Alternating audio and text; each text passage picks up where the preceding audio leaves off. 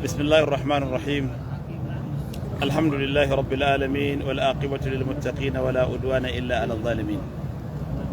yan uwa waɗanda suke bibiyar mu a ko'ina a duniya a wannan shafi mai albarka, shafin gidan talabijin ɗin Sunna TV, yau wata taburma ce muka shimfiɗa a nan gabashin masallacin manzon Allah sallallahu alaihi wasallama tare da yan uwa almajirai har ma da manya-manyan malamai. Ga shehi malamin nan shi ma daga Gombe, sannan ga malam Musa Adam mai hula, sai kuma ga malam Albanin Gombe ya zamto dan social media. Yau haka muke zaune mun dan yi da'ira muna tuna Allah subhanahu wa ta'ala da ajaib na musulunci.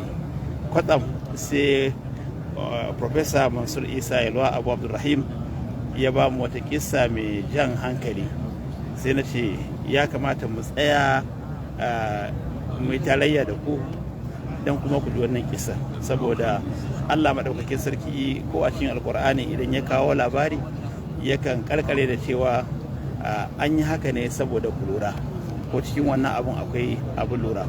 Professor Mansur Isa Yalwa, wata kissa ne ka ba mu kissoshi yau daban-daban, amma ina so ka faɗa mana biyu daga ciki. Bismillah. To bismillah, alhamdulillah, wassalatu wassalamu ala rasulillah wa ala alihi wa sahbihi wa man wala. Wato muna zaune a nan kamar yadda Abu Aisha Sheikh Dr. Ibrahim Adam Umar Jisina yake gabatarwa. Bayan mun yi sallar magariba ne a nan masallacin manzon Allah sallallahu alaihi wasallama mai daraja ta biyu a musulunci. Muna tattaunawa kamar da muka saba, mu ɗaliban ilimi muna amfanar da juna.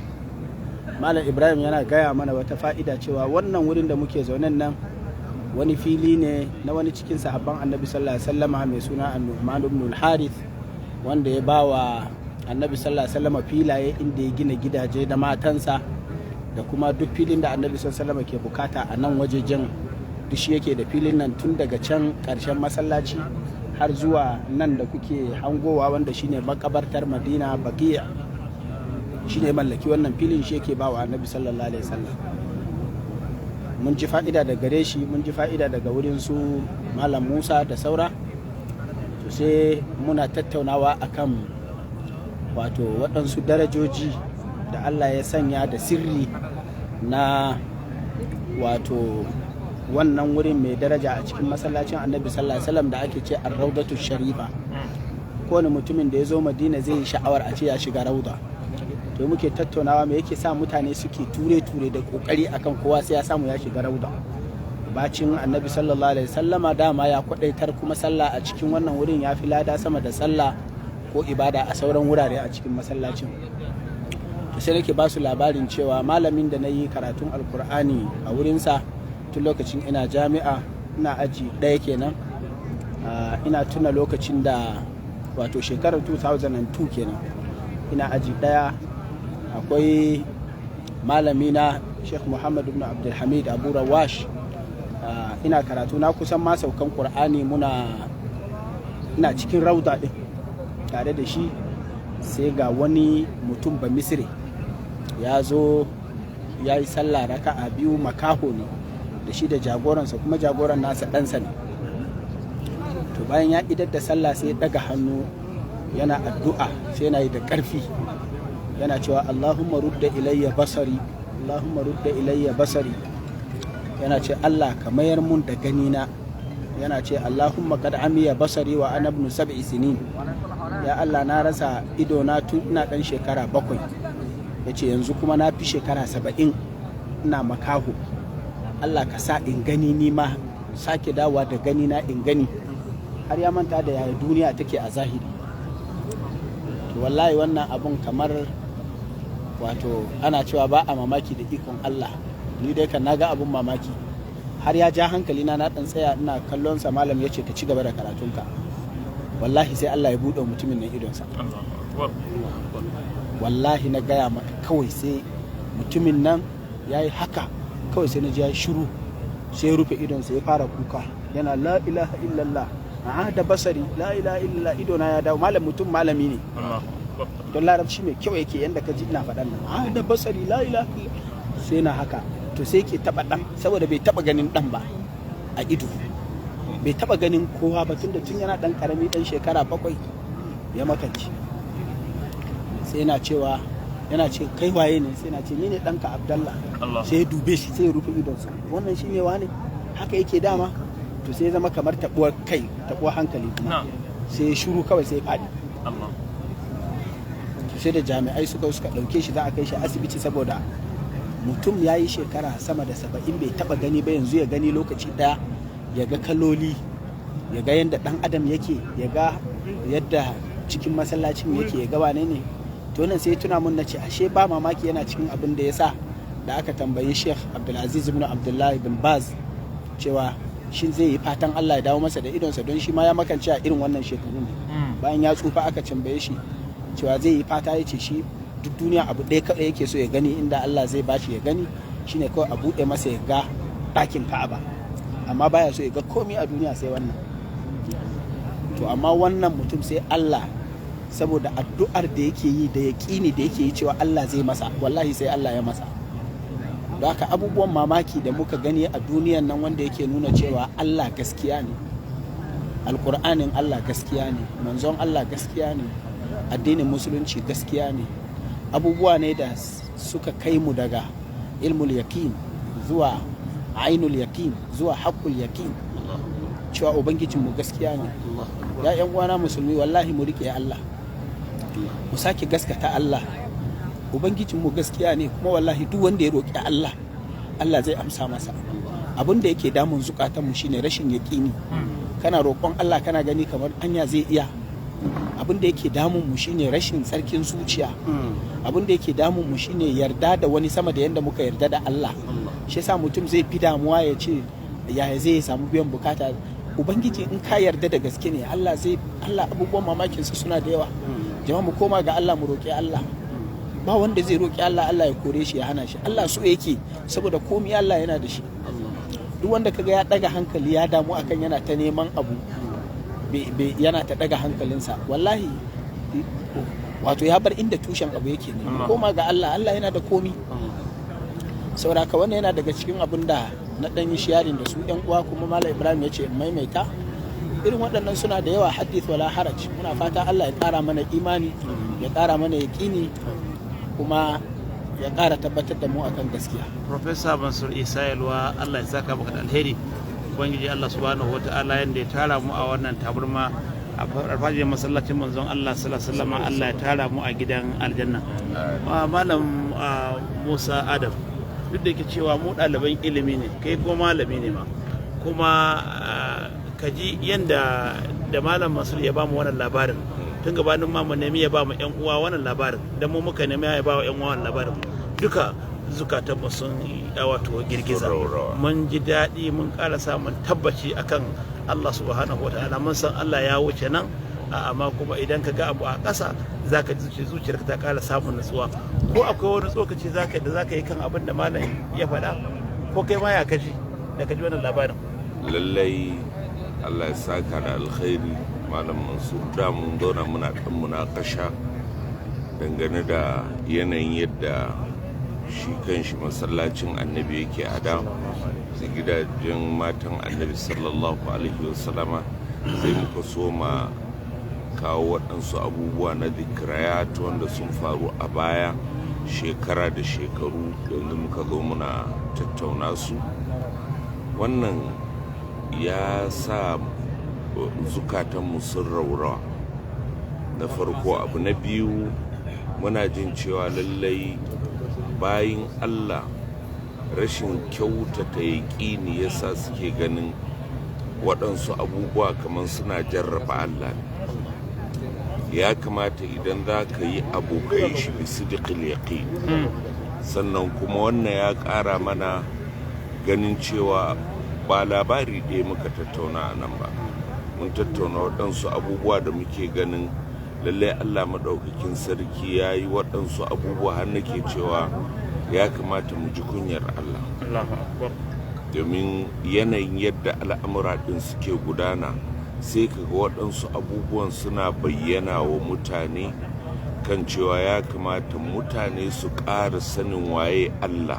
Rashin sanin Allah ya sa waɗansu ke zangayi cikin rayuwa da addini.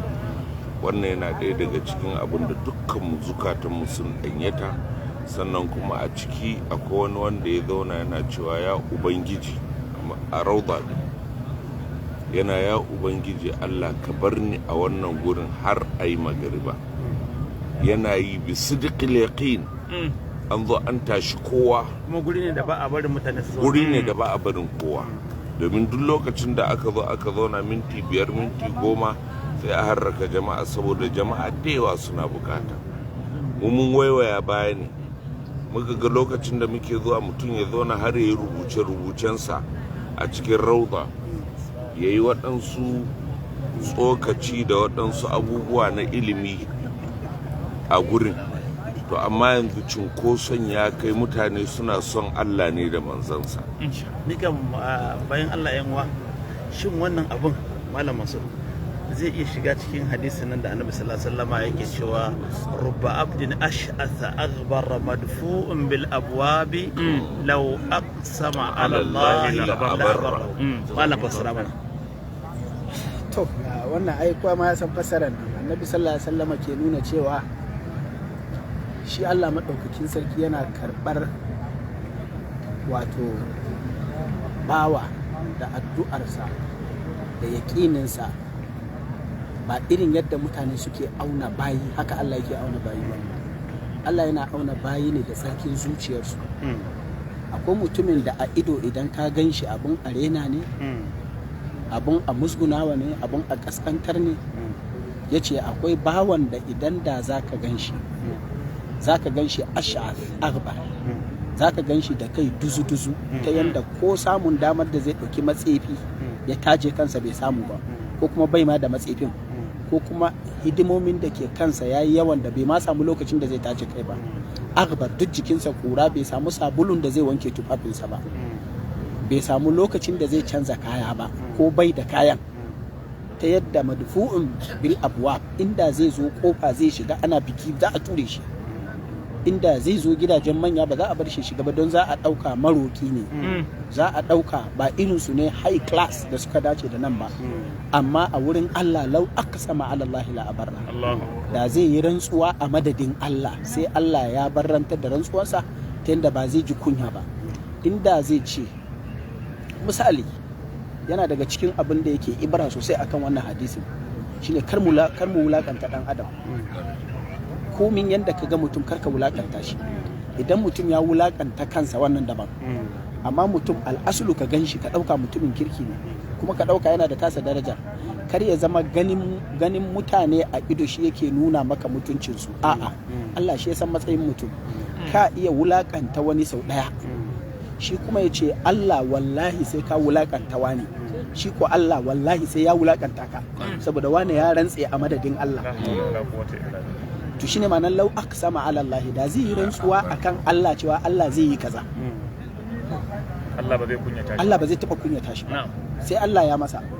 Ta yanda Annabi sallallahu alaihi wasallam yake cewa akan mutumin da Allah zai ce la ansurannaka walau ba'da hin, ko da ba yanzu ba wata rana sai na cika maka. To ma'anarsa shine ba zai rantse kuma Allah ya kunyata shi ba. To akwai mutumin da zai ce a madadin wata ƙasa ko wani gari, na rantse da Allah sai Allah ya ɗaukaka ku, sai Allah ya muku duk garin, Allah sai ya wulakanta ku, sai ya wulakanta ku duk garin. Ai mun sha jin labarai akan mutane a da irin wanda za su zo gari a yi musu rashin mutunci, su yi baki wa garin kuma ya tabbata, ko su faɗi alheri akan garin kuma ya tabbata. Mun ji waɗannan labarai da yawa, saboda bayin Allah na gari suna da matsayi a wurin Allah, matsayi na gaske, ta yadda wannan matsayin nasu Allah baya ɗaukaka mutum kuma ya zo ya fasa.